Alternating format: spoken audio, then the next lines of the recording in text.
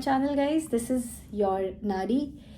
My name is संयुक्ता और आज जिस टॉपिक पे मैं बात करने वाली हूँ वो टॉपिक एक्चुअली में बहुत इम्पॉर्टेंट है हर उस बच्चे के लिए जो अपना करियर चूज़ करने की स्टेज पे है। अगर आपने 11th कर लिया है, 12th कर लिया है, 12th के बाद आप सोचते हो कि आप अपना करियर किस फील्ड में बनाओ, तो ये वीडियो आपके लिए बहुत इंपॉर्टेंट है। प्लस ये वीडियो पेरेंट्स के लिए बहुत इंपॉर्टेंट है जिनका बच्चा 12th में है या फिर 1 ईयर का गैप ले रखा है। तो सबसे पहले मैं आपसे ये बात करना चाहूँगी कि जब करियर की बात आती है as a student, as a like 18 years old और 17 ईयर्स ओल्ड, क्या सोचते हैं हम? See I am a mentor myself और मेरे बहुत सारे बच्चे हैं जिनकी करियर काउंसलिंग मैं करती हूँ। तो जनरली मैं आपसे ये पूछना चाहती हूँ कि आपके मन में क्या आता है? तो बहुत सारे बच्चे ऐसे होते हैं जो सबसे पहले अपने मम्मी और पापा के बारे में सोचते हैं, क्योंकि बचपन से उन्होंने ये सुना हुआ होता है कि तुम डॉक्टर बनोगे, तुम इंजीनियर ही बनोगे, तुम्हें मेडिकल में जाना है, तुम्हें यूपीएससी की तैयारी करनी है, ब्ला ब्ला ब्ला।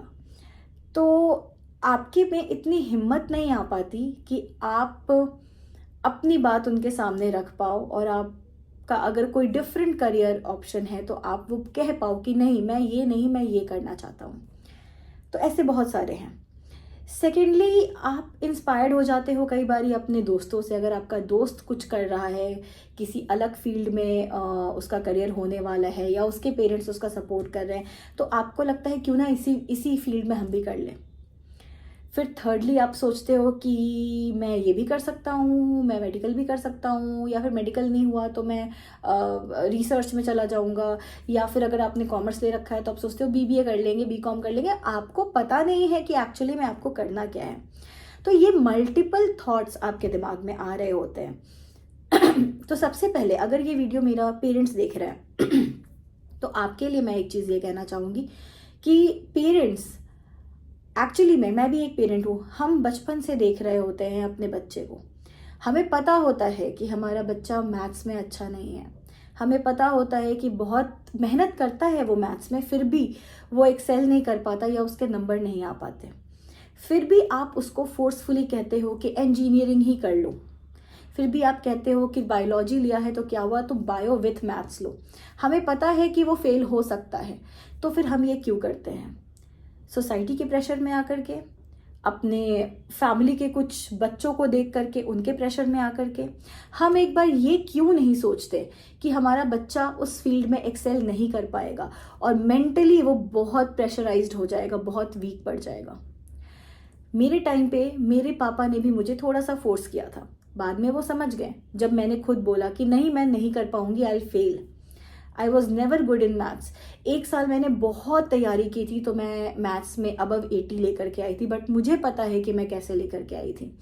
10th तक तो बहुत अच्छे से किया, बट 11th का जो सिलेबस था मैथ्स का, मुझे first day of my coaching class मुझे कुछ समझ में नहीं आया। मैं बहुत रोई और पता नहीं मैं अपने पेरेंट्स को कैसे फेस करूंगी, बट इतनी हिम्मत तो मेरे सामने आई थी कि मैंने अपने फादर को बोला जा करके कि मुझसे नहीं होगा। अगर हम बाद में रोए किसी चीज़ को लेकर के इस डर से, अगर हम अपने पेरेंट्स को नहीं बताएं कि नहीं वो क्या सोचेंगे, वो हमें डांटेंगे, वो हमें, तो आप अपने साथ खेल रहे हो। फिर तो अगर आपको लगता है कि इंजीनियरिंग आपसे नहीं हो पाएगी, मेडिकल आपसे नहीं हो पाएगा, अगर आपको लगता है कि आप कॉमर्स लेकर के आगे बढ़ सकते हो, अगर आप क्लास 11th में जा रहे हो, तो आप वो करो जो आप कर सकते हो, जिसमें आप कॉन्फिडेंट हो, जिसमें आप एक्सेल कर सकते हो। वो बिल्कुल मत करना जो आपके पेरेंट्स बोले। इससे क्या होगा कि आपके मार्क्स अच्छे नहीं आएंगे और बाद में कोई आपको ब्लेम करे। इससे अच्छा है कि आप पहले अपने पेरेंट्स से इस मैटर पे बात कर सकते हैं। सेकेंडली, कैसे आप डिसाइड करें कि आप कौन से करियर में जाना चाहते हैं? सबसे पहला, आप ये सोचो कि आपको क्या करने में मज़ा आता है, कौन सी चीज़ आप एफिशिएंटली कर पाते हो। जैसे कि कुछ लोग ड्राइंग बहुत अच्छा करते हैं, कुछ लोग क्राफ्ट वर्क बहुत अच्छा करते हैं। इनको मैथ्स में मज़ा नहीं आएगा, फिजिक्स केमिस्ट्री हो मतलब अच्छे से नहीं हो पाएगा, मतलब मीडियोकर स्टूडेंट है, 40 50 60 लेकर के आते हैं, पर अगर कोई प्रोजेक्ट बनाने को बोल दिया जाए तो वो बहुत अच्छे से बना सकते हैं। इनफैक्ट पूरी क्लास उनके पास जाती है कि तुम मेरा भी प्रोजेक्ट कर दो या फिर तुम ये कलर कॉम्बिनेशंस बता दो। इन चीज़ों में आपकी कोई हेल्प लेता हो तो डेफिनेटली कि आप उसमें एफिशिएंट है। और अगर आप उसमें एफिशिएंट है, अगर आपको वो करने में मन लगता है, तो आप सोच सकते हो कि उसमें और करियर अपॉर्चुनिटीज़ क्या हैं। मतलब can you make your profession, can you be in that profession which is inspired from your passion. मतलब जिस चीज़ में पैशनेट हो, क्या उसको प्रोफेशन बनाना चाहिए, ये एक बहुत बड़ा सवाल है।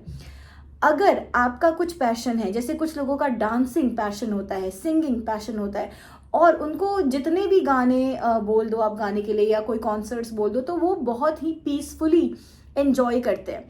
तो अगर आपको वो चीज़ करने में मज़ा आता है और आप उसको घंटों कर सकते हो तो आप उसको अपना प्रोफेशन ज़रूर बना सकते हो। उस केस में आप क्या कर सकते हो, आपको उस पर करनी होगी रिसर्च।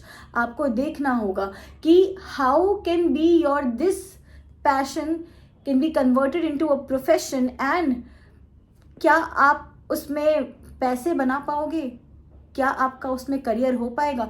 पैसे थोड़े कम भी हो तो चलेगा, लेकिन अगर आप उसको एफिशिएंटली कर पा रहे हो, पीस ऑफ माइंड से कर पा रहे हो, अगर आप उसमें बोर नहीं हो रहे हो, definitely you are going to enjoy that earning also. तो आज का जो टाइम है, यहाँ पे सिर्फ मेडिकल और इंजीनियरिंग या फिर सीए नहीं है। Students are actually diverting towards designing also. Designing में भी बच्चे जा रहे हैं। ये एक क्रिएटिव फील्ड है और ऐसे बहुत सारे बच्चे हैं जो बहुत क्रिएटिव होते हैं, but forcefully because of their parents उनको न चाहते हुए भी मेडिकल करना पड़ता है, इंजीनियरिंग करना पड़ता है। और जब वो 3-4 साल नहीं कर पाते हैं, वो फ्रस्ट्रेट हो जाते हैं।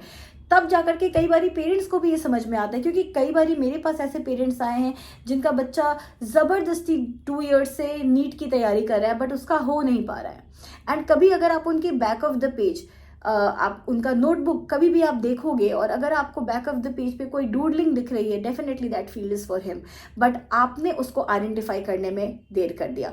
तो एज अ पेरेंट मैं आपको यही कहना चाहूँगी कि अपने बच्चों के स्किल्स को जानिए, वो किस चीज़ में बेहतर कर सकते हैं उस चीज़ को जानिए।